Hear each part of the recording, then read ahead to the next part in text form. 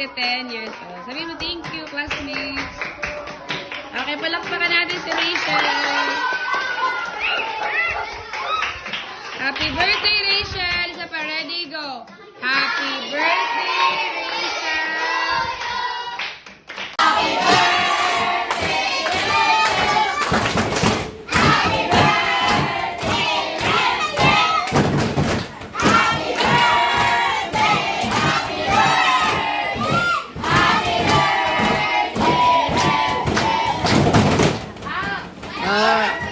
Ano sasabi?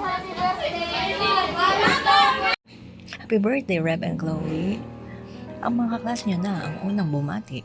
Una lang yan, pero may pasurpresa pa kami. Dahil si Ate Reb na ay magbibinhi, kaya sa PNK nagpakain ng konti. Konti lang, 17 lira pa, kasama dito ang MT. Cheese stick, hotdog, cookie at mamatay na estapegi.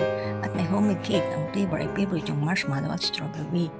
Bakit pa ako ng Baguio para makahanap lang ng jam na strawberry? Hihi. Ito ang cake na ang topper ay pangkili para walang tira pagtapos ng ilang sandali. Kaya pinicture muna habang buo pa ang cake ng strawberry.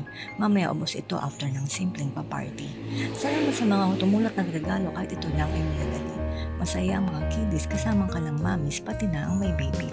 Bitin nga lang as tapegi. Bahala kayo dyan basta kami nagpa-picture ng family. Di pa natatapos ang celebration dahil may pa-Jollibee. Dahil kasama namin nila Rem ang kanyang beshi. Banding nila ito dahil long time no see. At once a year lang naman mapunta sa SM City. Kaya sana ngayong inyong birthday ay kayo ay naging happy.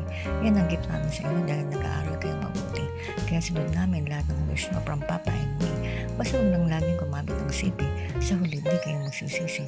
Wait, there's more. Salamat kay Katupe and Kalusas family. May bonggang handa din ng ayang mga beshes.